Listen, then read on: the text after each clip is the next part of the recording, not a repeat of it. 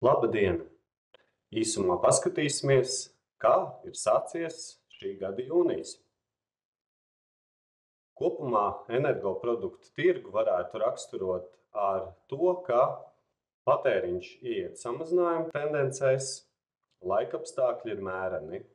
Un uz šiem diviem galvenajiem faktoriem enerģijas vairumtirgū pagājušajā nedēļā notiek nelieli cenu samazinājumi. Tātad par katru resursu detalizētāk. Naftas tirgū tie primārie faktori, uz ko skatāmies, ir Eiropas centrālās bankas lēmums samazināt procentu likmi no 4 uz 3,75%. Tātad pirmais samazinājums, tālākus samazinājumu plānus gan šobrīd neapstiprinot. ASV Federālā rezerve procentu likmi nemaina. Galvenais komentārs, ka inflācija saglabājas augstā līmenī. Naftas tirgus izskata detalizēti OPEC dalībvalstu turpmākos plānus gan par iegūs ierobežojumu turpināšanu šajā gadā, gan arī par potenciālu dalībniekiem izvēlēties šo te iegūs ierobežojumu samazināt šī gada noslēgumā. Kopumā naftas cena pagājušajā nedēļā noslēdzās virs $79 par barelu.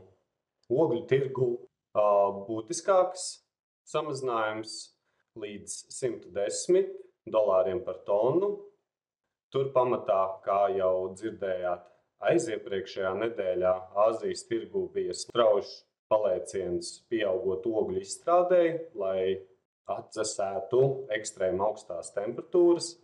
Bet savukārt pagājušajā nedēļā gan Eiropai, gan Āzijai pieprasījums ir zemāks. Temperatūras vidēji Eiropā ir pāris grādus zem vidēji normas, un līdz ar to ogļu izstrāde mazāk pieprasīta. Dabasgāzei krājumi turpina pieaugt, pagājušās nedēļas laikā nedaudz straujāk. Eiropas krātuvju aizpildījums sasniedz 72%, tas vēl joprojām iet savā tendencē pa rekorda augstu atzīmi. Tas, kas pagājušajā nedēļā mazināja piedāvājumu pusi, savukārt bija gan regulārās, gan neplānota defektu novēršana Norvēģijā. Līdz ar to bija samazināts piedāvājums nedēļas sākumā, kas atjaunojās nedēļas noslēgumā. Kopumā lielais faktors zemāks pieprasījums ir veicinājis to, ka gāzes cena Eiropas galvenajam indeksam TTF samazinās līdz €33 par megavatstundu par nākamā mēneša piegādes kontraktu. Kvotu tirgus šajā nedēļā ir sekojis fundamentāliem, tātad apjomu izmaiņām, zemāks pieprasījums, zemāka emisiju slēgšanas nepieciešamība, līdz ar to arī kvotas cenai neliels samazinājums līdz €71 par tonu. Elektroenerģija Nord Pool spot tirgu nav būtiski izmaiņu. Ziemeļvalstis saglabājas vidēji 25 līdz €30 par megavatstundu līmenī, Baltijas valstis pie €95 par megavatstundu. Nelielas kustības patēriņa pusē. Pieaug vēja izstrāde salīdzinot ar aiziepriekšējo nedēļu, bet tā netuvu nav rekorda augsta. Un saules izstrādē ir samazinājums gan Ziemeļvalstīs, gan Baltijā, jo ir diezgan mākoņains un apmācies laiks.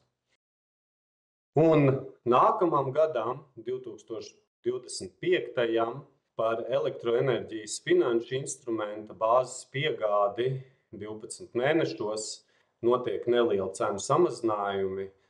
Loģiski vērtējot gan ogļu, gan naftas, gan gāzes, gan CO2 samazinājumus, gan arī apsverot jaunuzbūvēto atjaunīgo elektroenerģijas ražotāju darbības izmaksas. Un sekojoši par bāzes piegādi 2025. gadā Ziemeļvalstīs šobrīd cenu līmeņa no 45 līdz €50 par megavatstundu. Vācijai pie €90 par megavatstundu un Polijai nedaudz virs €110 par megavatstundu. Turpināsim rūpīgi sekot tirgum un uz tikšanos nākamnedēļ.